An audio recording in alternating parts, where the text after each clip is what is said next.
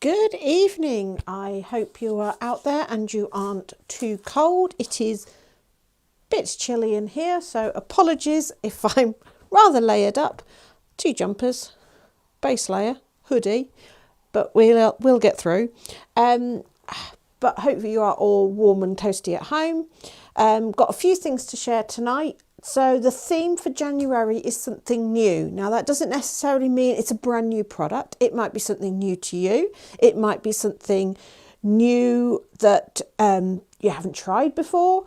It also might be something that's a new technique or something. Also, I want to look at older things and making them new, be that altering them or doing them in a different way so that we're refreshing, because we've all got things that we haven't used or we don't know what to do with, and we want to sort of give them a bit of life. So that's the theme for tonight. We're mainly going to be looking at embossing powders, and I have put together on the website a little kit called Embossing Powder Fun or something like that. It's in the category on the website for this Facebook Live, and basically it's some pots of embossing powder. So you get 4 pots of embossing powder and you get some little bags of embossing powder. And within here, you have got fine embossing powders and you have got ultra thick. So all sorts of different things that we can play with. So we will be looking at those this evening as well. As well as in that, I've also added the mica flakes. Now these go hand in hand with embossing powders because you can mix them in with embossing powder. But these are heat, evening, Margaret. Yes, so these are heat resistant, so these won't melt, which means that you can experiment with mixing things together and having different textures within it. So these will remain chunky. They are normal mica, but in its raw state. So this is as it would be. So it's a little bit chunky. It's like a really nice glitter, obviously all natural because mica is natural. The weird thing I notice is the bronze, which is the bronze here, is noticeably heavier, obviously because of the mineral makeup of it. So you can use it in place of glitter. You can mix it in with all your pastes and things like that. But the great thing is when we start mixing it with embossing powder is it will maintain its texture. So we've got those that we'll be playing with. I've also listed a couple of our MDF laser cut embellishment sheets because these just work so beautifully with the embossing powders and things. Hello Jennifer and hello Julie. So we've got the roundish pendants, and then these are called stones. I don't know, they don't look much like stones now, but when we start playing with them in embossing powders, you will see them. Obviously, embossing powders need stamps. Well, not, you don't have to, but I have put together this little stamp set. Let me just put something behind that. So this is our birthday stamp set. It's got loads of different stamps and things on it. In fact, let's bring a bit of black card in and see if that shows it up a little bit better.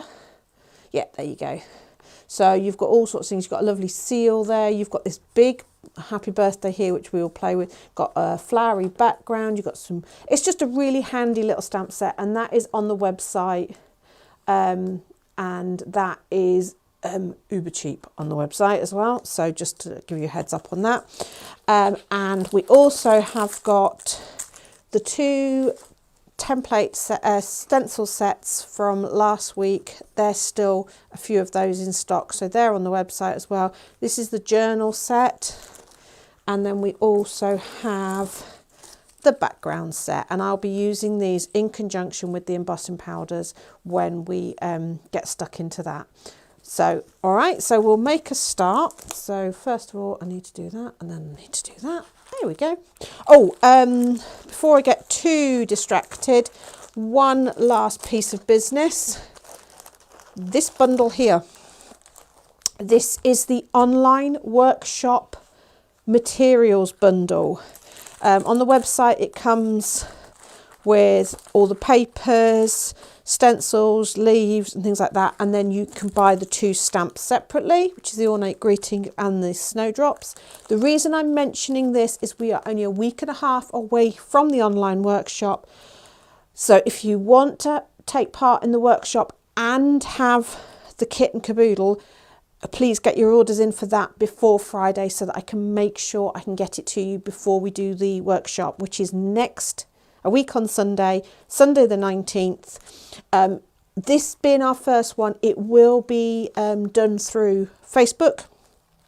There will be a secret Facebook group set up for those people that are joining in with the workshop. And the nice thing with that is it means we can share photos and things like that just while I investigate other methods of doing it. But at the moment, that's the easiest way and making sure everybody can get in. So it's £10 to join for the workshop. Obviously, then you'll be able to watch it back afterwards. But if you want any of the kit, check it out on the website and get it ordered before Friday, just so I can make sure it'll arrive before. Right. That's all the business done. Let's have a little play. So we're just going to play with embossing powders first. Okay, so we're just going to do a few little very simple techniques with it. And the first one is I'm going to ink up my stamps. It's out of the online kit. So I've got a clear embossing ink. Now, you don't have to use a clear embossing ink. You can use any ink. Pigments are best because they've got the glycerin in them, but I'm going to go with clear just because it's not going to interfere with any colour. But you can experiment with embossing over colour as well, which we will do later, but just to start with.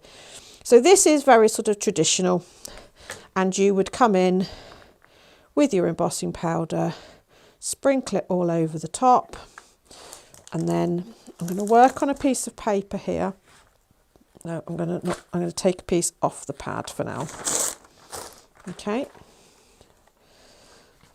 And then you tip off the excess. You don't tap, because if you tap, you're going to knock all that powder off. So this is just powder that is held in place by that embossing ink. So that's why I say you want pigment ink. You can do it with distress inks and things like that.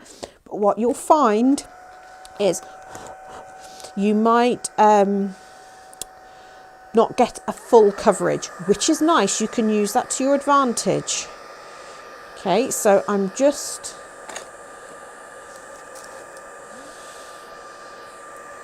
Why do I... It's weird. Right, so I'm just heating this and it's starting to melt. Now there is a big debate about whether you heat from above or heat from below. When you're just normal embossing a fine image, it isn't overly obvious if you heat from above or heat from below. But when it's a larger area, what you'll see is it will... I think I'll be able to show this. I'll go to the side camera in a minute because I think I can show this quite nicely on this. Right, do not be alarmed, that is steam, not smoke. Right, I'm going to swap to that camera. Now, if you look at the day bit, can you see it's a little bit lumpier, bumpier? But if you look at the birth bit, it's actually smoother. Because I've melted it from underneath for that bit, it actually melts more evenly. And I can see that quite clearly, but I'm hoping you can as well at home. But actually, it is a lot smoother. So if you're doing a large area, then, you know, sort of like trying to gloss or glaze something, then you will want to heat from underneath because you will get a smoother emboss. But when you, if it's just a greeting, like, you wouldn't really notice it on there. So that's the, but the trouble is when you heat from underneath, ignore that, we'll come to that in a minute, there is always a danger that you're going to scorch your paper. So you have to be a little bit more a little bit more aware. But most of the time for what you're doing, it's not overly important. So just heat from above. Okay. And also it is better when you're doing heat embossing to have a directional heat gun, one like this, because it focuses the heat down there. Where you have the ones that look like a hairdryer, they are more dispersed, so actually it can take longer for your embossing powder to melt because you're not focusing the heat. Right, so last time I literally took the embossing powder, sprinkled it tipped off the excess. This time I want to have fun with the embossing powders because we have got some fab colours here. So we've got this, in this kit, you've got burnt orange. So I'm just going to take a little pinch and I'm just going to sprinkle. Okay. And then you have got the regal purple. I mean, this is just fabulous colour. I mean, look at that. I'm hoping you can see that colour. Okay, so just sprinkle that on. You can see it starting to pick up. Okay, and I am, in the little bags, you've got a beautiful, like, pastel-y lilac colour. I'm just going to throw a bit of that in as well. I'm going for a sort of a tie-dye look. Now, because I'm mixing these, you'll notice I'm only putting a small pinch down. But I have still got an excess there.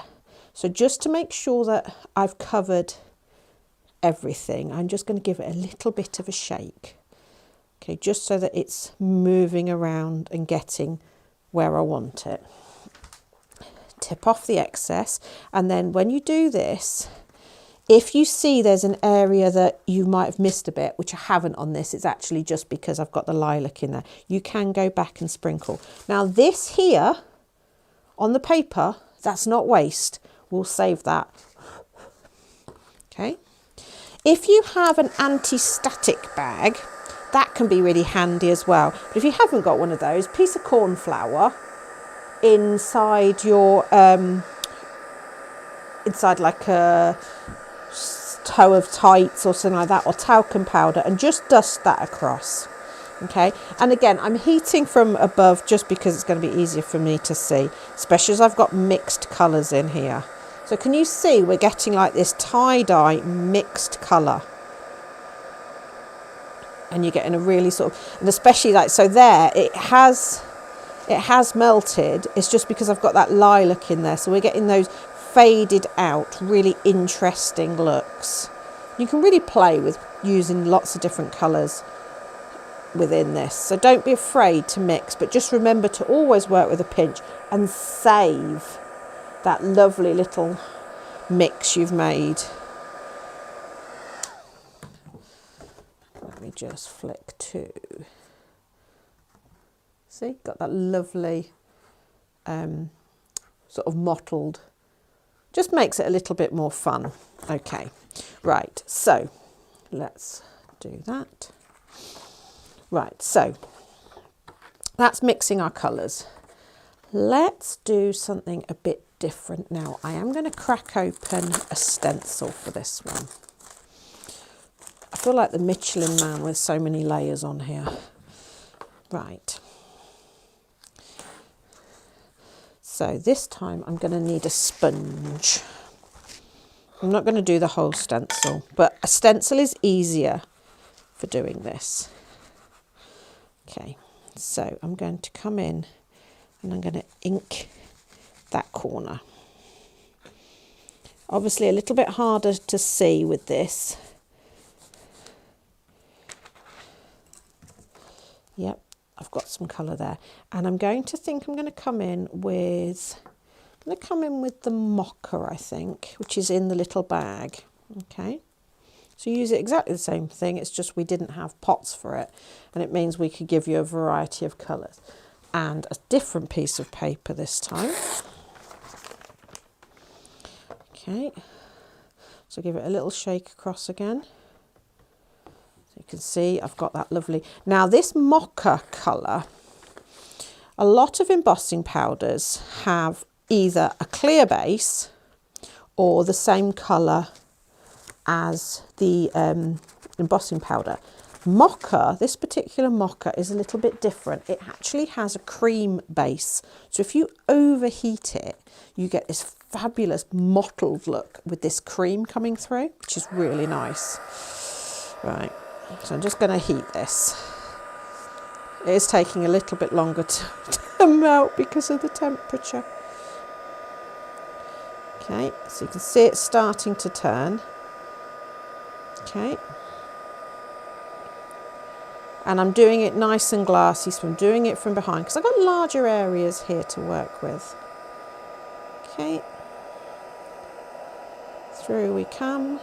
So at the moment I'm only using fine embossing powder, not moved into the ultra thick. Ultra thick is no good for doing things like this because it just wouldn't have the definition.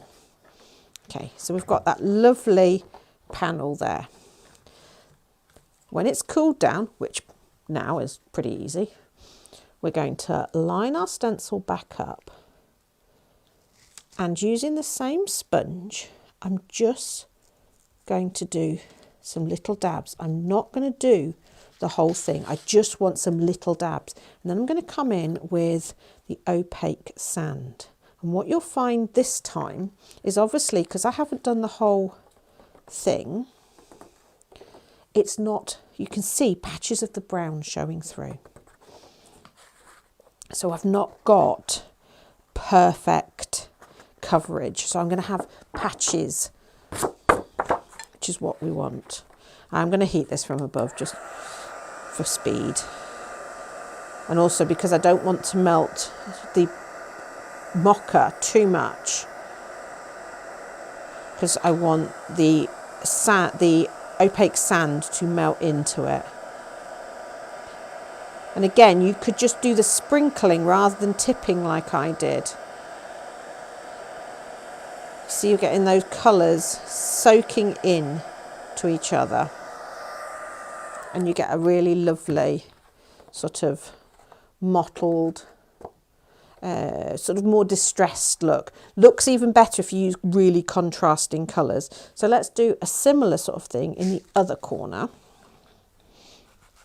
but this time we're going to go quite subtle to begin with. So we're going to start with that pastel lilac. And I just love playing with this stuff. So I'm going to tip the whole bag out because I can. Back to my paper. So I've still got my paper over there, which is the one that's got the mixed colours on. So there's that lovely pastel lilac. So back into the bag, like so. And if you get any residue on the paper, I don't know if you can see that because it's lilac, just make sure that you give it a good tap. And if you are using such a pale colour like this and you're about to go to a darker colour, possibly have 2 pieces of paper, because it doesn't take much embossing powder colour to really sort of mess up your, so if you've got a dark colour, one speck of white in there can actually cause quite a few problems, especially if you're trying to do something. So for the sake of a piece of paper, right. So I've got that lovely pastel. So we're going to go with this one. So last time I did quite a bit of, I'm really only going to just touch, and I'm going to sprinkle, because also static and stuff does play a part in this.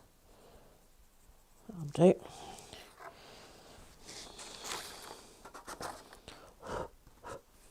Yeah, there we go. We've just got a few little bits here,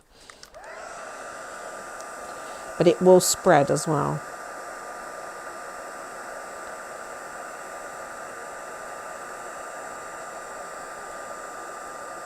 Okay. And it just gives a really nice, and while that's warm, I just sprinkle a few more bits. So this time it's the warmth that's going to hold this in. This time I'm not going to tip it off as well, because any loose bits are just going to blow off, and I did such a small amount. So just keep that going, and you'll see it melt in, and you'll get these, and it gives you that really lovely sort of almost stone, and you just get so much more interest than just having a flat colour on its own. So that's layering your colours together. Let me just make sure I'm putting my honestly, embossing through stencils is lovely. And the great thing is the fact that you can line it back up. You can put it down and do it again. So, you know, if you miss a bit, it's so much easier. Right, let's up the ante a little bit now. Let's work on some MDF. So I'm going to tip that onto there. So let's just do some very basic, hi Jackie. Right, so very basic embossing, but this time we're going to up it and we're going to go to some of our ultra thick. So we've got this lovely purple ultra thick. Now, I did accidentally, maybe on purpose, get a little bit of the embossing ink onto my background paper. But for now, I'm not going to worry about that. That will all come into its own in a minute. Right, so you'll notice with ultra thick, it's more like granulated sugar. So it's chunkier. So it's going to take longer to melt. Let me remove the heat gun so you can see. And also it has a higher surface tension. So you'll see it almost starts to go like little balls first. And then you need to heat it a little bit more and it will relax out and spread a little bit. So you can see that spreading. If you were to leave it at one layer like that, you would have that lovely texture. But we're actually going to add a second layer. We're going to make it thicker. Now, there's a big debate on this as to whether you should heat it and tip your second layer on while it's still warm. The only problem with that is you've got your heat gun going, you've got powders, it gets messy. If you've got a clear embossing ink, make sure this is cool, okay, and then just reapply some more ink. It's not going to make a big difference. It's not going to spoil your project, and it means that you're not panicking, you're not getting yourself in a state, you're not going to mess it up. Okay, and I'm going to do a second layer of just exactly the same colour. So we're just doing very basic ultra thick embossing here. And I love these little MDF shapes because they do keep it warmer for longer. So you do have a chance to do more things with it. And also you've then got these lovely charms that you can add to things. You know, add them to a card, add them, you know, as a little tag. So you can see this second layer, much more glassy look, okay? And it really has got a decent dome to it, okay? I am going to do another layer on that, but this one will always, the second layer will always take a little bit longer to cool down. You see, just there where I touched it. So you can, on the second layer, and especially if you're working on MDF, you can try and do the whole add a second, you know, add it while it's still warm. Worst case scenario, you do that. If it's not cooled down, it will stick to your pad. So if you have an older clear embossing pad that you don't mind if it gets a little bit messed up, use that one, just so that you're not contaminating it. Right, heat this again, and we're going to have a nice beautiful purple, 3 layers. Now I know it appears that I was using quite a lot, but there's still loads in that bag. We've not, you know, it doesn't use much because we tip most of it back in. Right, let's have a play with that. You could just leave that beautifully smooth like that, or you could have some fun with it. I think I'm going to have some fun with it. And just deciding what stamp I want to do. I'm going to choose the little flower. Now, you will need to ink your stamp up. Just to, that was lucky, bag of embossing powder just flew across there. Pancake maker for embossing. Right, I am of the age and have been embossing for years where you used to have to hold it over over the grill or the toaster. So yes, we all used to, because heat guns were not readily available, we used to do all sorts of different things to warm up your embossing powder. But I do recommend a heat gun, only because if you use things like a pancake maker and stuff like that, if you get it on there, obviously you've got that contamination risk. But we did used to all do it. Right, so warm it up until you can see that embossing powder flowing. And the nice thing with this embossing powder is it's a mica based one, so it's a little bit easier to see. Now I'm pressing my stamp into it, and the instinct is to press really, really hard, but I'm pressed into a liquid. If I press really, really hard, it actually slides off. So you just want to press gently and count a little bit. Hang on. Can you see that? Isn't that cute? And if your stamp's got mica on, that's a whole other level. Okay, so that's a very basic ultra thick embossing. Right, let's do another one now. So I'm going to start exactly the same way. I'm going to do the wiggly one just because I like the wiggly one. So when you're popping these out of the sheet, if it's cold, don't use your fingers. Use just, you know, just the handle of your scissors or something like that, just so that your fingers aren't. And if you are planning on hanging them, just make sure the little holes are clear. Right, let's do this one very basically again to begin with. So we're going to keep with the same colour. No, we won't. We'll go to the blue. Just because I can. Okay, bit of blue. Okay. And saying about shrink plastic, anybody again of a certain age will remember shrinky dinks and stuff. You used to do those in the oven. So yes, we always, crafters will find a way, even if we don't have the perfect tool. Right, so you can see my paper in the background here is starting to get a little bit more interesting, which is what we want for later. So again, you can see it do the little ball and then it starts to spread out. Okay, absolutely perfect. So you can see that's got that nice texture to it. You could just leave it at that level, but we are going to up it. So I'm going to ink it again. This time I'm going to add the purple, because there's no contamination here because the blue is melted. So it's fine, it's captured in there. So let's melt that. So now these two are going to, and you're going to get a beautiful rainbow effect. And a lovely mottled. So just always, the hardest thing to remember with ultra thick is to melt it for long enough, because otherwise if you don't melt it till it starts to relax, you'll get very textured. Now this time, because it is quite warm, I am going to just sprinkle some of this in while it's warm. Okay, because as I say, it takes a little while to cool down, so you can see that melting and you get this fabulous.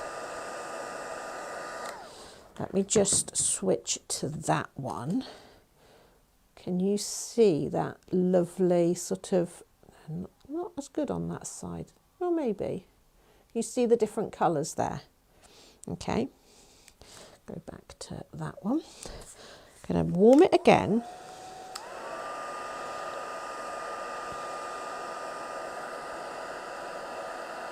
Okay, and this time I'm going to sprinkle in some of the fine powder. And you can do this, you can mix them together. Okay, so this is what I was saying about doing something new. Doesn't necessarily have to be physically go out and buy something new. It's doing something new with what you've already got. So what's lovely with this, if I bring it up there a little bit more, can you see those colours? So you've got those flecks of the darker colour, and it just gives so much more interest to it. Also, this going on here excites me as well. Right, so that's that. Okay, another one. We're going to ditch the clear embossing for now, and we're going to come in with some paint. This happens to be gesso, but it doesn't have to be gesso. You just want some paint. And I quite often do this with black gesso because it just... And I'm going to double that on. So it's got a bit of texture to it. And this time I'm going to come in with green. You also get green in this kit. And the nice thing with using paint is it's a lot slower drying, so you've got more time to work. But also it will have a natural texture to it because you've got thicker and thinner, and so just warm that up. It will appear to take longer to melt this time because we've also got to dry that paint. You can see it starting to ball there, and you'll also see it start to bubble as it's letting out the moisture from the paint. And you can use that, you can capture those bubbles. If I move my heat gun away, it gives a really lovely sort of leathery, much more textured feel. So again, while it's still warm, I'm going to come in with some of this mocha, some of this fine. So I've only done one coat of this green. Sprinkle a little bit of that on, only a little bit. And again, I'm not worrying about what's falling on the back there. I'm not going to put that back in the bag or anything. So start slow. You saw how quickly that melted in. You've got a really fabulous sort of, let's see if that's going to be. Can you see that? Really lovely sort of aged look to it. That's really sunken into there. And again, you could come in with another colour. What other colour have we got? Oh, let's come in with our opaque sand. I'm just going to take the lid off first. And the other thing is, as you do this, that mocha that we put on is starting to spread as the others melt, and it almost, actually, I'm going to stop at that and let that cool down, because I don't know if you'll be able to see this. You remember I said about the mocha has a cream base that's actually started to split, and it's got this amazing crackle look to it. I hope you can see that. I'll take a photo of that. I'm going to leave that one like that. I'm not actually going to do anything else to that because that's a really lovely look. So we've done some paint. We've pressed into it. Let's see what else. So I've got, I know I keep going on about this, but this is really good. This is going to be lovely. Right. Let's get another one. And let's do this ultra thick technique. And then play with it some more, and I need you ready. Okay, so I'm going to ink it up, and we're going to go with the green. I think that was quite nice because we haven't done the green on its own. I'm going to put the lid on my gesso as well before I put my arm in it. Okay, now I am going to tip that over there because it's got a little bit of contaminant in it from what I've been doing, but don't worry, it's going to get used at the end. And I sometimes have a pot on the go, and I will just mix it all into a pot and then just see what I've got. So you can see it going all bally, and then it starts to spread. Okay.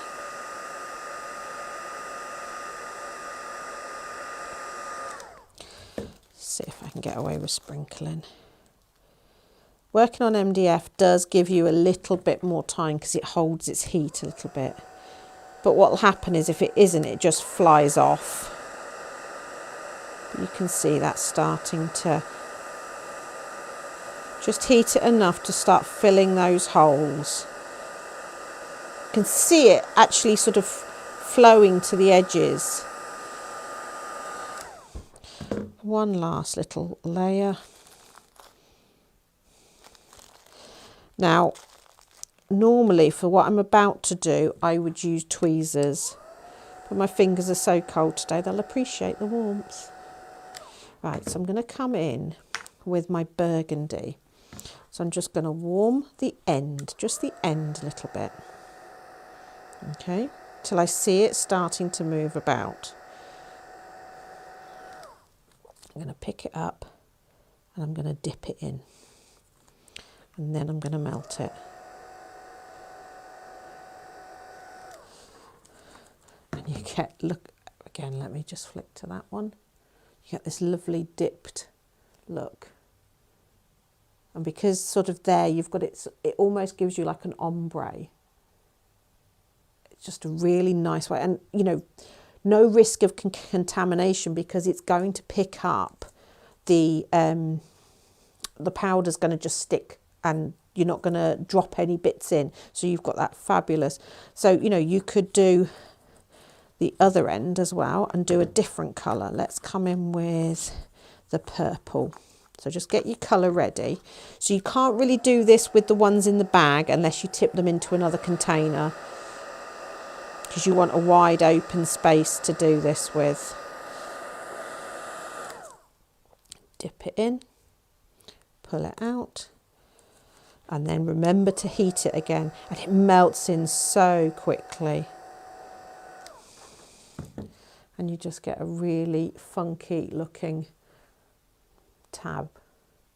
Okay, right, so where are we up to? Mixing. Aha. Right, I've talked about mixing. At the moment we've been doing the mixing without mixing because that sentence makes sense. So I just need to, let me just go to that for a minute. So I just need to find some little bags, which I brought. There we go. So when I say about mixing, it's not about mixing the colours like we have done on the paper. This is we're actually going to start mixing things together and making our own embossing powder. So, you know the little bags you get with your buttons and things spares, save those. Because what we're going to do is we're going to, first of all, we're going to mix some ultra thick embossing powder and some fine embossing powder together first. So I'm going to go with the green ultra thick, and I'm not going to mix a massive amount. So a little pinch into there, okay. And we're going to go with a little bit of the opaque sand, okay. And I'm going to mix them together. Now it's not like paint where they're actually going to make a new colour. What it's going to do is they're going to have their own individual sections. But as we melt, what will happen is the finer one will melt a little bit quicker. So we're going to get a different texture to this. So let's take another. So we've made a new embossing powder, but at the moment it is only embossing powder. We'll up the ante in a minute. Okay, so we're going to go, see, and that's plenty to cover it. It's a bit harder to see the sand actually on the MDF. I hadn't realised it's MDF colour. Maybe I'll rename it. So what we've got is these different textures. We've got the ultra thick, which will ball, and then we've got the thin. So you can see you're getting a different texture finish as well as the different colours. So you've got a really, it looks like the Star Trek thing. So you've got an interesting, it's going to always have that, because you've got the ultra thick, which has a higher surface tension, and then the thinner one, so it goes a little bit thinner. So you're going to always have fabulous texture when you do that. But the other thing you can do is you can mix in, I'm going to add a bit more to this because I need it a little bit more. Where's my little, there it is. So let's get another little scoop of that. And this time I'm going to add in, not much, but I'm going to add in a tiny amount of the mica flake, because this stuff doesn't melt, okay? And I'm going to add in a little bit of the purple as well, just to give that mica flake. It's going to need something to hold it, okay? So I'm shaking this together now. So now we've got these lovely flecks of sparkle within. Okay, let's go to this bar one. Actually, I might do this. I'm going to do this on a bit of black, just because I think that might set off that sparkle a little bit. Okay. And I'm not... Okay. So give that a little shake before tipping it out onto our black card. And then I'm just going to... But you can see that mica's got an amazing sparkle. Okay, this is going to blow off a little bit, so I'm going to start it on slowly. And this is the only trouble when you're using the mica flakes in this way, because they're not held in place with the clear embossing ink. They are going to need the embossing powder to hold them in place. So you do need a little bit thicker layer to hold them, because obviously, unlike the powder which melts and then clings to the paper, your mica flakes don't. So they need to be captured by the embossing powder. But you can see the embossing powder is forming round them, but they are maintaining. I can't believe how much steam's coming. It's so cold in here. So you've got these flecks. Can you see? Let me go. Stop putting your... No, not that one. Bear with me. There we go.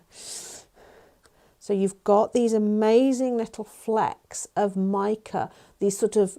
And they maintain their shape, which is the most important thing. So, and if you've got a clear base like the ones I have used, you can, it's really hard for, I'm hoping you can see this. If I go back to the overhead, no, that one, sorry, don't normally have, can you see there's little tiny chunks of this glitter, and that's totally safe and encapsulated in there. So mica flakes also work really nicely in your resins and things like that as well. Use them in your shaker cards. Use them as you would use glitter, but they've just got this ability to withstand the heat. Okay, next. I'm going to do another little bit of black. Actually, let's try this. Okay. So, the other thing you can do,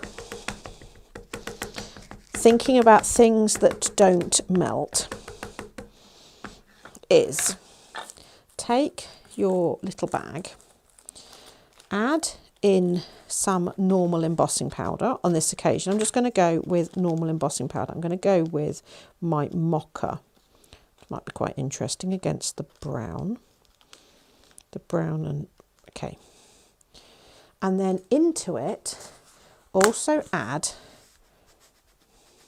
some salt, not more than your embossing powder. Okay, so again, like the mica, salt does not melt. So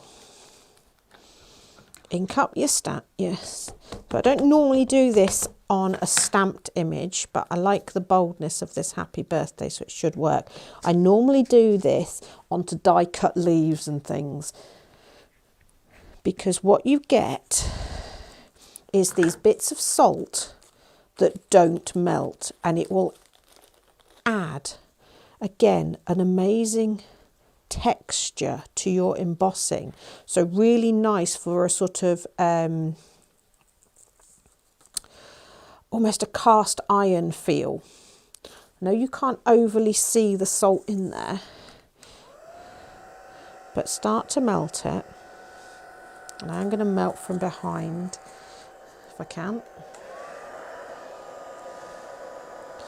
Okay, so just melting it from behind.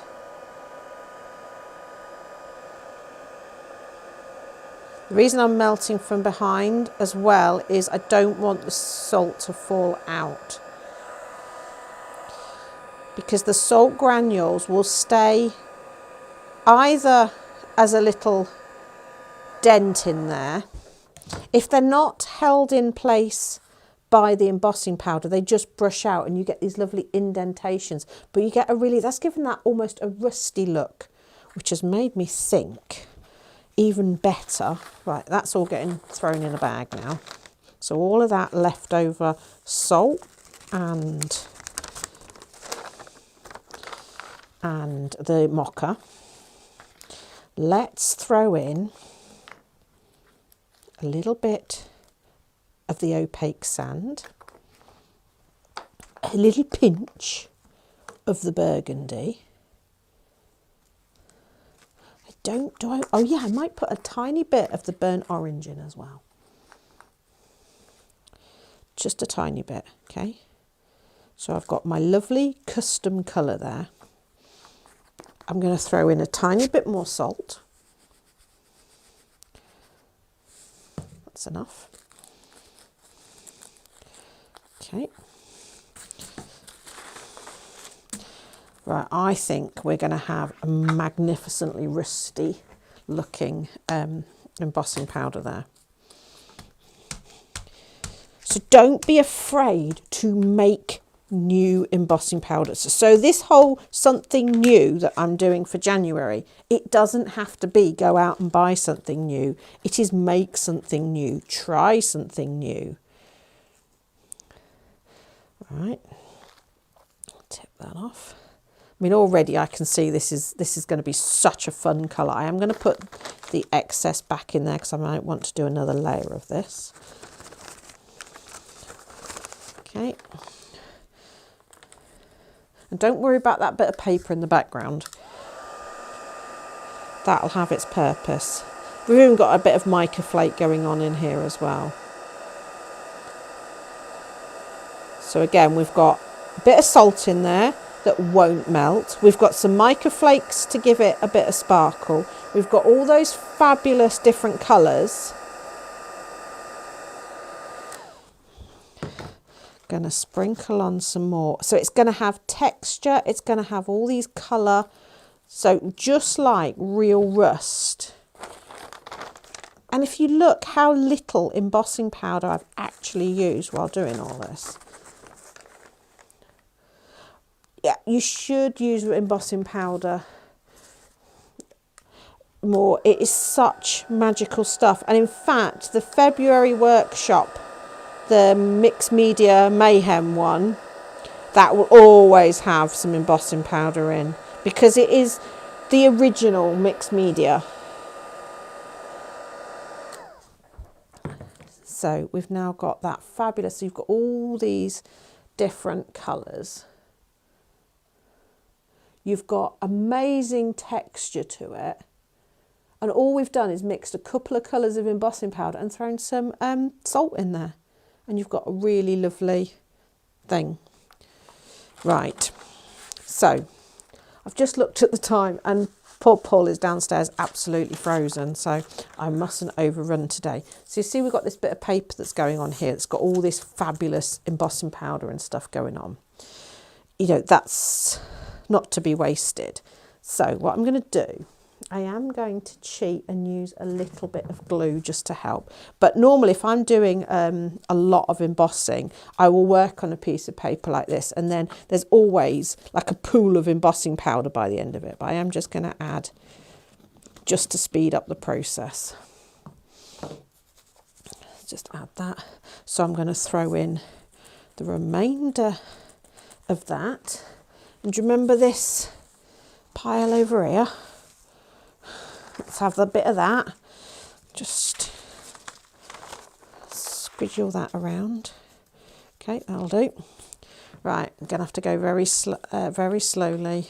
I'm going to go from underneath a little bit.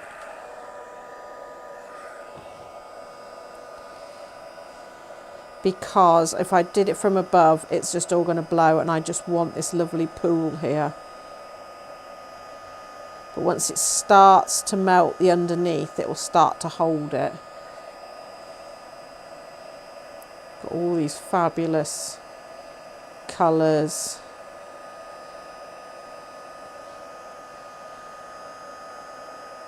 Right, I can come from above now. So you've just got this fabulous pool of, to all intents and purposes, waste.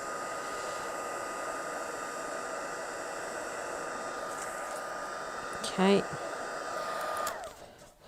Might just sprinkle in a bit of purple just to give it a bit of depth. Pinch of this. A little pinch of that. Just a tiny bit. Boop. Right, melt that.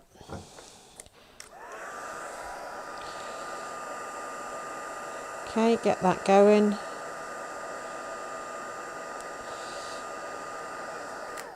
Right, in my stamps I have got the most fabulous flower background. Oh no, actually, as nice as the flower background is, I'm going to do the little seal just because it's really cute. So ink it up. And you could use a colour for this. You could, you know, put some VersaFine Clair on it or something. So I'm not worried about up here. I'm just going to do this seal in this corner here.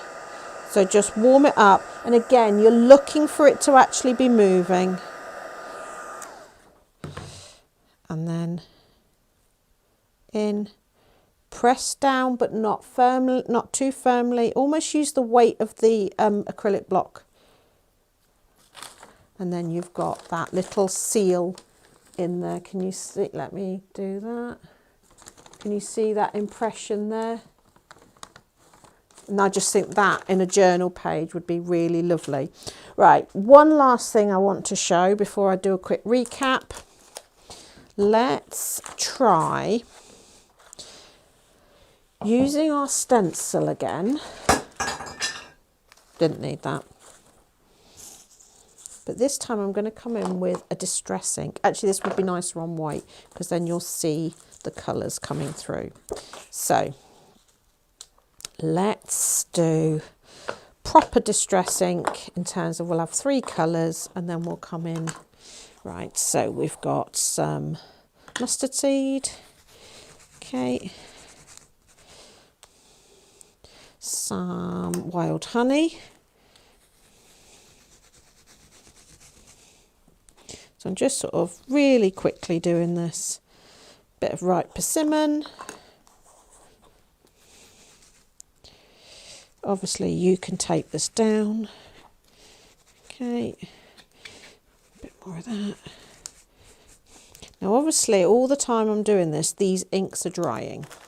So it's not going to be a complete coverage, she says. And then it'll be, oh, it's because it's cold. So I'm just going to sprinkle on a bit of embossing powder there.